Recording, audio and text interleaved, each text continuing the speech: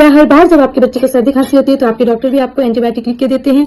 अस्सलाम वालेकुम एवरीवन, मैं शर्बरी खातून मैं आप सबके साथ अपना एक्सपीरियंस शेयर करती हूँ ताकि एज एन न्यू मॉम जो गलतियां मैंने की है वो गलतियां आप लोग ना दोहराए। तो मैं बात कर रही थी एंटीबायोटिक्स के बारे में। तो जब मेरा बच्चा 1 साल का हो गया था तो मैं अपने हस्बैंड के साथ कोलकाता शिफ्ट हो गई थी।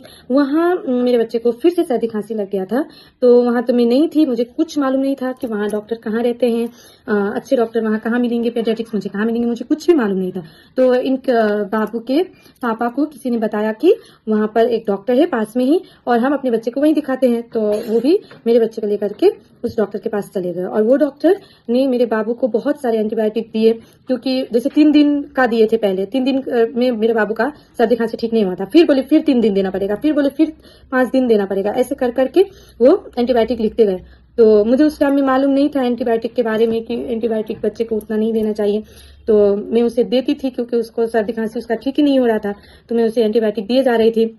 तो जब एंटीबायोटिक दिए जा रही थी तो मेरे बच्चे का गट हेल्थ बहुत ही ज़्यादा ख़राब हो गया था। तो उस टाइम में जब गट हेल्थ बहुत ज़्यादा ख़राब हो गया, वो कुछ भी खाता था तो नहीं पचता था, फ़ौरन से उसको पॉटी हो जाता था या तो वो वॉमिट कर देता था। तो फिर अच्छे से डॉक्टर पता लगा करके फिर मैं उसे पेडियाट्रिक्स के पास लेकर गई और वहाँ जाके मुझे पता चला कि मुझे अपने बच्चे को एंटीबायोटिक्स नहीं देने चाहिए थे। वो तो वायरल इन्फेक्शन थे और वो उसमें एंटीबायोटिक की ज़रूरत नहीं थी।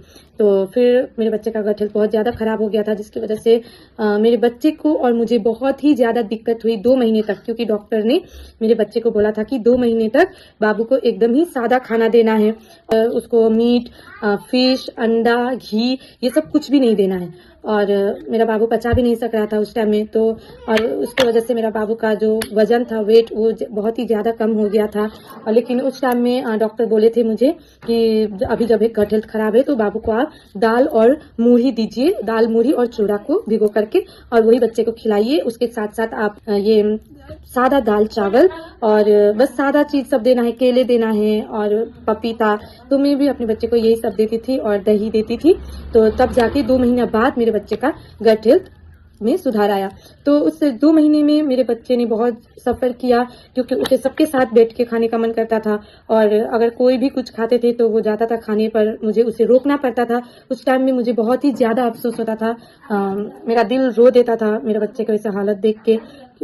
तो इसीलिए मैं आप सबको बताना चाहती हूँ कि आप लोग भी प्लीज़ अपने बच्चे को हर बार एंटीबायोटिक ना दें। जितना हो सके आप प्लीज़ बच्चे के डॉक्टर, पेडियाट्रिशियन से ही दिखाएं।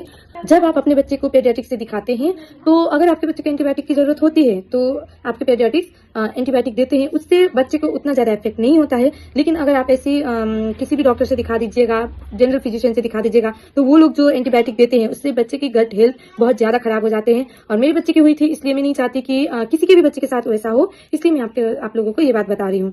तो और भी ऐसे एक्सपीरियंस है जो मैं आप सबके साथ शेयर करूँगी। तो ऐसे एक्सपीरियंस जानने के लिए मेरे चैनल को सब्सक्राइब कीजिए, लाइक कीजिए और फॉलो कीजिए। Thank you.